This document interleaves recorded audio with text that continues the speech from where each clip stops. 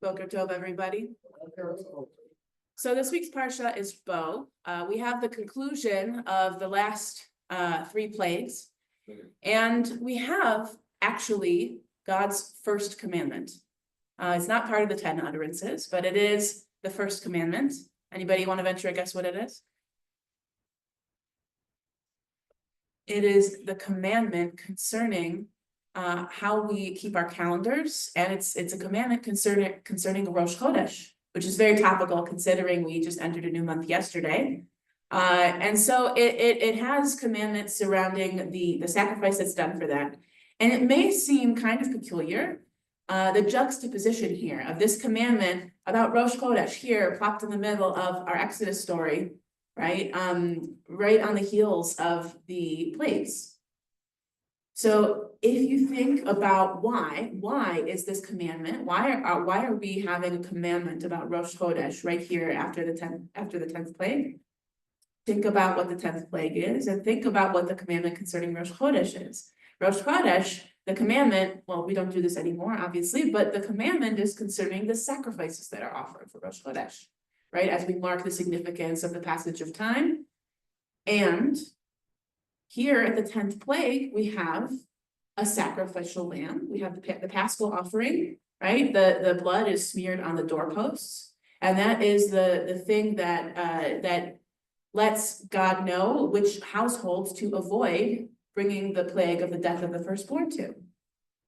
So this juxtaposition is very interesting to me. I think we're meant to look at this as in terms of relevance, we're meant to look at this as the importance of life and death, right? We are commanded to mark the passage of time in a significant way.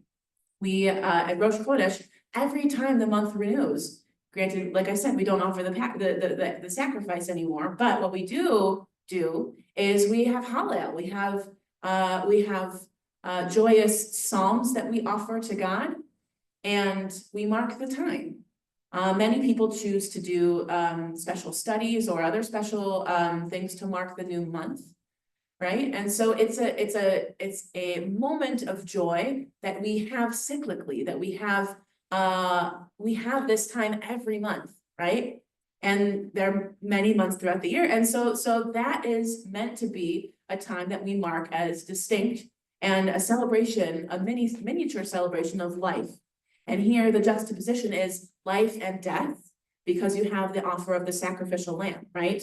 Both the sacrifice that's offered for Rosh Chodesh and the sacrifice that is offered in order to avoid the plague of the 10th plague of the firstborn.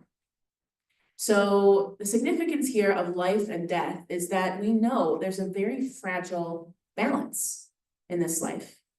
And I think the fact that it's the very first commandment we have with this juxtaposition shows us that we're supposed to recognize that fragility and honor it in any way that we can. So we take those moments of joy and we celebrate them, and we mark the occasions that we have in our lives, and we mark the distinction of the passage of time, and we honor as well the moments of death, because everything is a cycle, the circle of life. Everything, what's old becomes new, what's new becomes old.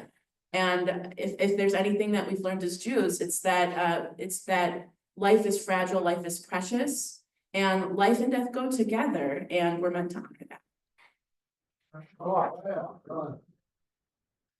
Services this evening are at 6 o'clock, tomorrow morning at 9 o'clock, Shabbat morning services. Mentioned that special announcement, this Shabbat is new member and baby Shabbat.